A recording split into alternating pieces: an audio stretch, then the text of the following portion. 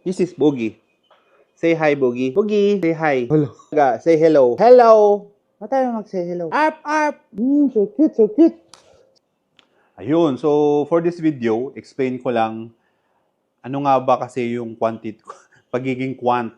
So, yung mga naririnig nyo sa akin dito sa TikTok, those are the things that I've learned from being a quantitative over the years, diba? So, basically, a QUANT stands for quantitative, and quantitative is a quantitative trader is nag-work sa mga quant firms, sa quantitative firms, 'di ba? Quantitative trading firms, 'di ba? Ano nga ba yung mga quant firms? So, quant firms naman are the third party provider ng mga hedge funds. So, sa mga hedge funds kasi, wala kasing traders doon. Wala na. Dati siguro meron. Nung mga panahon ni Enrile siguro. Pero ngayon, wala na.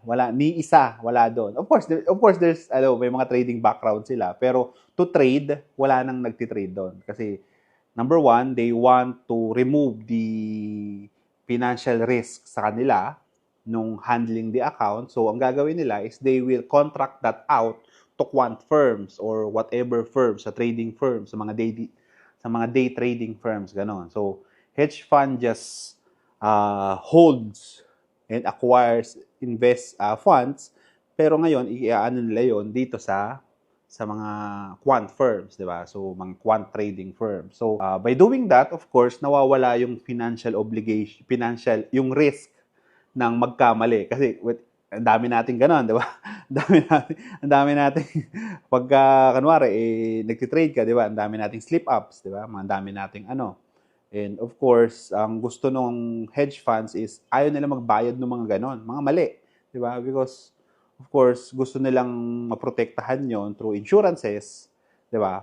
So, ang gagawin nila is, instead of them doing the work na pwedeng mag-risk pa sila kanila, nasa kanila pa yung risk because they're doing the work, they will contract that out, the performance risk, di ba? Doon sa mga quant firm. So, a quant firm basically do three things. So number one is they validate a strategy.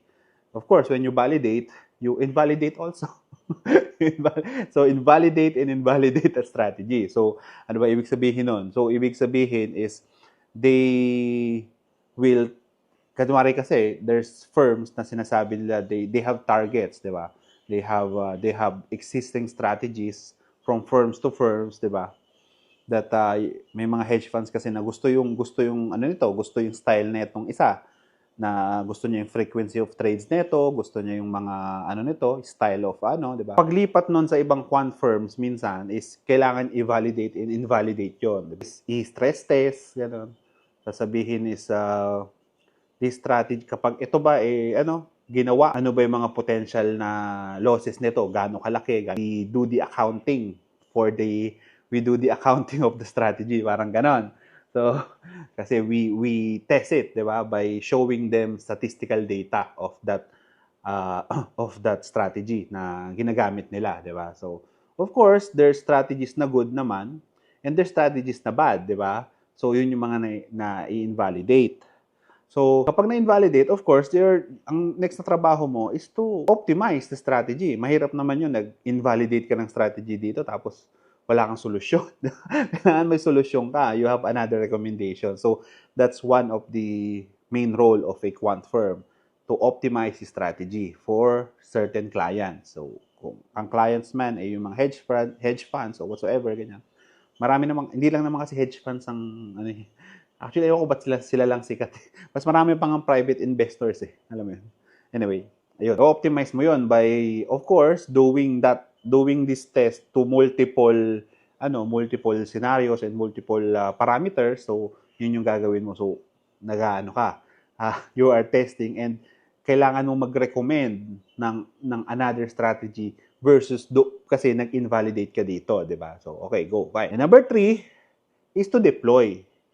Dito naman ikaw yung magde-deploy ng mga mga systems, hindi naman mga trades, mga systems na anuhin mo. Kasi everything is automated na. Wala na nagma-manual trade dyan. Alam mo yun? Panahon pa ni Enrile siguro, yung huling manual trade na ginawa ng mga tao dyan. Di ba? So, trabaho mo doon is, number one, to babysit. Babysit mo yung mga naka-deploy na trading strategies, naka-deploy na trading systems, di ba? And dito pumapasok yung dito pumapasok yung performance risk naman, yung performance risk bonds nung from a client, a firm, a private equity firm to a quant firm, 'di ba? Kasi syempre, you are doing the live trades, 'di ba? The firm is doing the live trades for you, 'di ba? So kapag kapag may napag-agreehan na kayo dito sa point na ito, and ano dito, hindi nagawa dito sa point na ito, doon, 'di ba? At least wala na sa risk, yung risk wala na dito sa wala na rito sa mga kliyente, 'di ba? Or wala na sa mga funds, sa mga hedge funds, 'di ba? Nandoon na sa quant firms mismo, 'di ba? So ayun. So that's basically the three things na ginagawa ng mga quantitative, 'di ba? Yun yung mga ginagawa namin. And of course, hindi lang naman mag-isa ko doon. You are part of a big team that composed of mathematicians, statisticians, programmers, engineers, di ba? Yun yung team nyo doon to evaluate the things that happen. Siyempre, kapag yung napakalalaking mga funds na ibibigay sa'yo, kailangan mo talaga ng team noon to evaluate, di ba?